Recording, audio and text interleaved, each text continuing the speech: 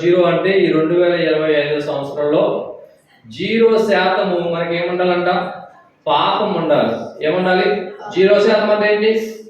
అంటే పాపం అనేది మన యొక్క జీవితంలోనే ఉండకు. ప్రభు కోరుకునేది ఏంటి? దేవుడు ఆశించేది ఏంటి?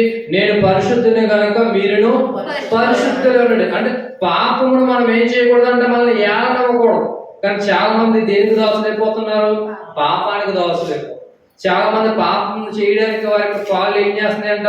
పరుగులు వెళ్తూ ఉన్నాయి. కానీ ప్రభు అన్నాడు, మీరు పాపమునకు ఏ మాత్రము కూడా చోటు ఇవ్వవద్దు. ఒక్కోసారి కొన్ని వచనాలు మనం జ్ఞాపకం చేసుకుందాము.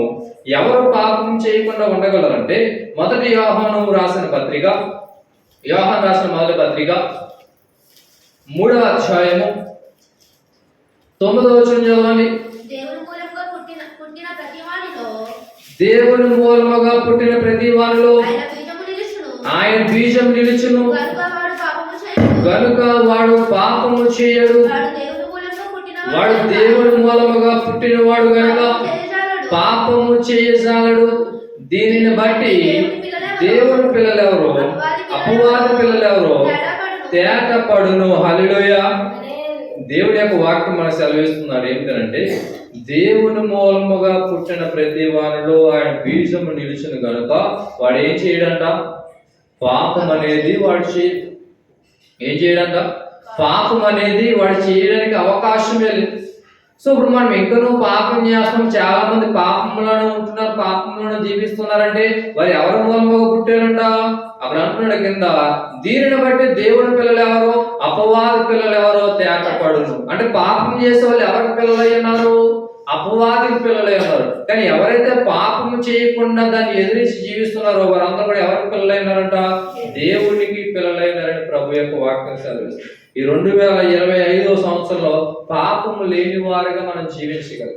పాపానికి ఏ మాత్రము చోటివ్వని వారిగా మనం జీవించగలగాలి. అదే మన యొక్క జీవితంలో ప్రభు కోరుకునేది. 2024 సంవత్సరం గతించిన సంవత్సరం గతించింది. ఆ గతించిన జీవితం ఎన్నెన్నో చేసి ఉండవచ్చు, ఎలాగో బ్రతుకుండవచ్చు. కొన్ని అనుకోని సమయాలు ఉంటాయి, అనుకూలించిన సమయాలు కూడా ఉంటూ ఉంటాయి. అటువంటి సమయాలు మనం ఏదో విధంగా కింద మీద పడి 2025 సంవత్సరం మనం అడిగెట్టేసాం. ఎన్నో సంవత్సరాలకు వచ్చేసాము? కింద మీద పడి 2025 సంవత్సరాలకు అడుగు పెట్టేసాం.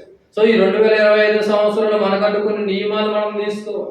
మన యొక్క జీవితాన్ని పాపమునకు ఏ మాత్రం కూడా చోటు ఇవ్వకుండా మనం ముందుకి కొనసాగు వారిగా మన యొక్క జీవితాన్ని మనం ముందుకు వెళ్ళగలగాలి. రెండో మాట మనకి సెలవిస్తున్నాడు. పేతురు మొదటి పత్రిక 4వ అధ్యాయం,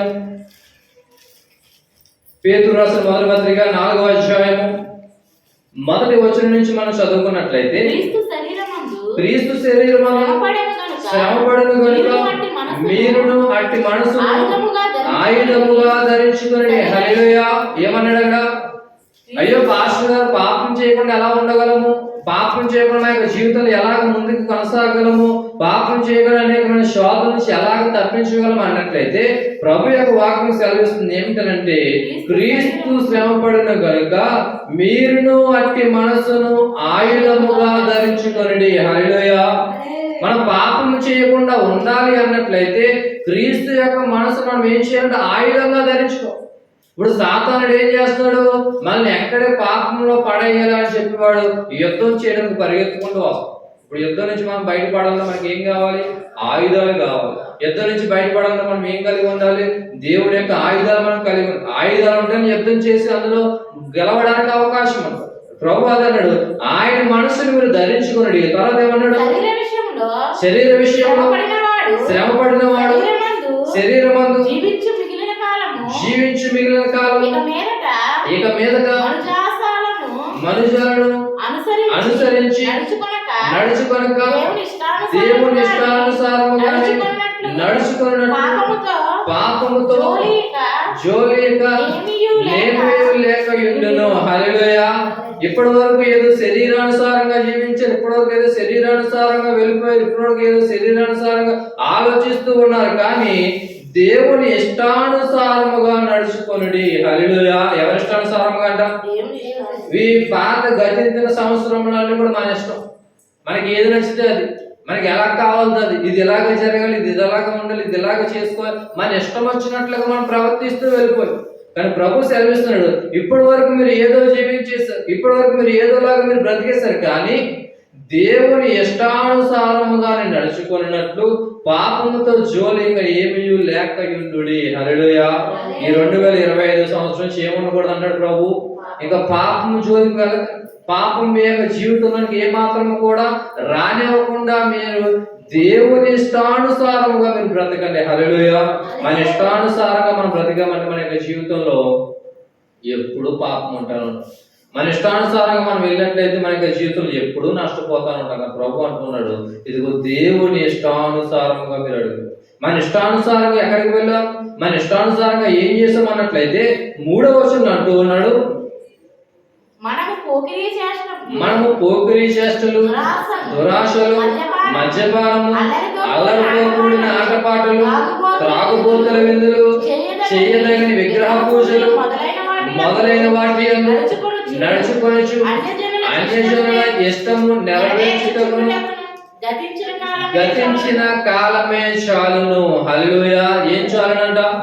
ప్రభు చాలా డైరెక్ట్ గా మనతో మాట్లాడుతున్నాడు. ఏమిటంటే, ఇది వరకు నువ్వు పోకిరీ చేస్తున్నావేమో, దురాశ కలిగి ఉన్నావు, మద్యపానం చేస్తున్నావేమో, అల్లరితో కూడిన ఆటపాటల్లో, తాగుబోతుల విందులో, చెయ్యదగిన విగ్రహ పూజలు చేస్తున్నావేమో, వీటన్నిటిని కూడా నువ్వు చాలు. గతించిన కాలం సరిపోయింది.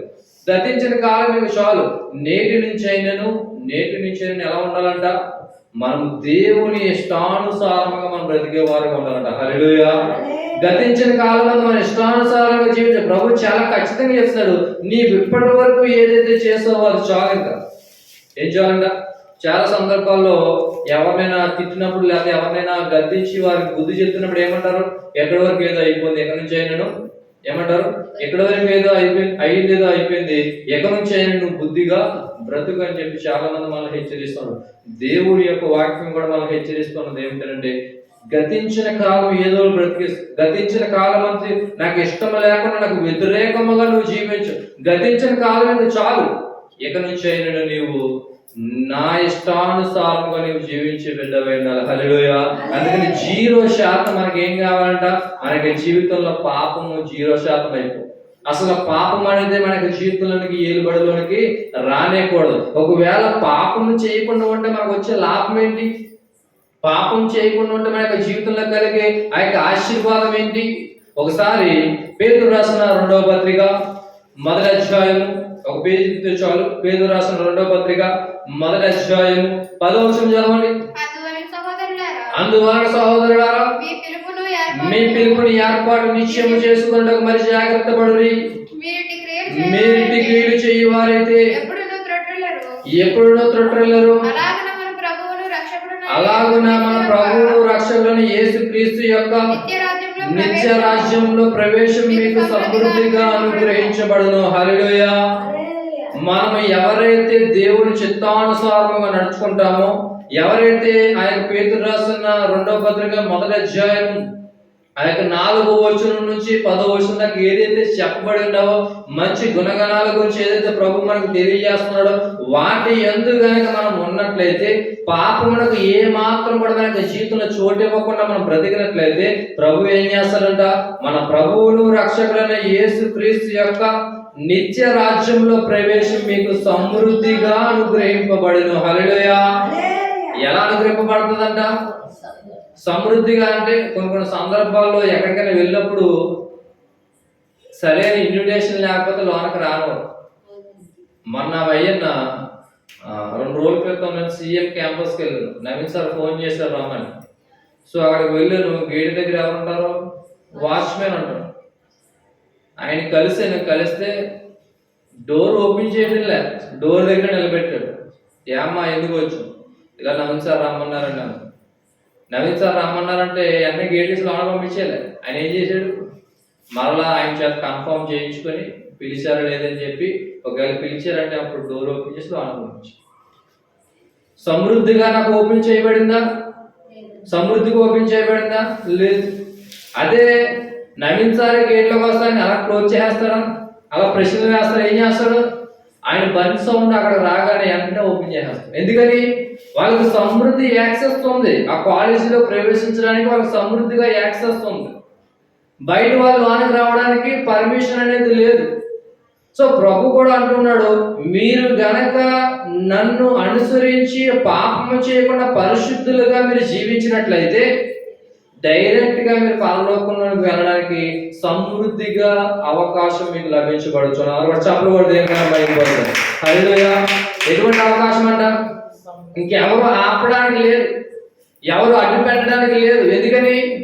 మనకు సమృద్ధిగా ప్రభు అయిన రక్షకుడైన యేసు క్రీస్తు యొక్క నిత్య రాజ్యంలో ప్రవేశం అనేది మనకు సమృద్ధిగా తెరవబడిన ద్వారా. ఎవడు వెనక్కి లాగడానికి అవకాశం లేదు, ఎవరు కూడా అక్కడ నిలిచిపో అని చెప్పడానికి అవకాశం లేదు. ఎందుకంటే మనము ఖచ్చితంగా పరిశుద్ధులుగా బ్రతుకునే నిమిత్తము మనకు ద్వారాలు ప్రభు ఇప్పుడు కూడా తెరిచే ఉంచాడు. హల్లెలూయా. ఈ యొక్క 2025 సంవత్సరంలో మనం నీతిగా, నిజాయితీగా 0% పాపము కలిగి మనం బ్రతికినట్లయితే, పాపం మనకు జీవితంలో చోటు లేకుండా మనం జీవించినట్లయితే ఖచ్చితంగా దేవుడు తన యొక్క రాజ్యంలో మనకి ఏం కలిగి చేస్తాడంట? మనకి స్థానాన్ని కలిగి చేస్తాడు. రాజ్యంలో స్థానమే కాదు, రెండవది ఇంకొక విషయం మనం జ్ఞాపకం చేసుకుందాం. ప్రకటన గ్రంథము 3వ అధ్యాయము, ప్రకటన గ్రంథము 3వ అధ్యాయము 21వ వచనాన్ని మీరు చదవండి. 3:21. నేను జయించి నా తండ్రితో కూడా ఆయన సింహాసనం కూర్చుని ప్రకారము జయించు వారికి నాతో కూడా నా సింహాసనం అందు కూర్చోండనిచ్చేదను. హల్లెలూయా. ఇంకొక అవకాశం ఏంటంట? ఎవరైతే శోధనలు జయించి, ఎవరైతే సమస్యలు జయించి, ఎవరైతే యొక్క పాపాన్ని జయించి క్రీస్తు కొరకు నిలబడతారో వారందరికి ప్రభు ఏం చేస్తా ఉన్నాడు? జయించు వారికి నాతో కూడా నా సింహాసనం అందు కూర్చోండనిచ్చేదను. హల్లెలూయా. ఎక్కడ స్థానం అంట? ఎక్కడ స్థానము? దేవుడితో పాటు, యేసుక్రీస్తుతో పాటు ఆ యొక్క సింహాసనం మందు మనకు దేవుడు స్థానాన్ని అనుగ్రహిస్తాడు. ఎవరైతే పాపములకు చోటు లేకుండా, ఎవరైతే శోధనలన్నింటినీ కూడా జయించి, ఎవరైతే అపవాదుని జయించి క్రీస్తు కొరకు స్థిరమైన వ్యక్తిగా, మంచి యోధునిగా ఎవరైతే జయించి నిలబడతారో వారందరికీ కూడా ప్రభు అటువంటి అవకాశాన్ని దయచేయవచ్చు. అందుకే నూతనమైన సంవత్సరంలో పాపం అనేది మన జీవితంలో 0% అయిపోతుంది.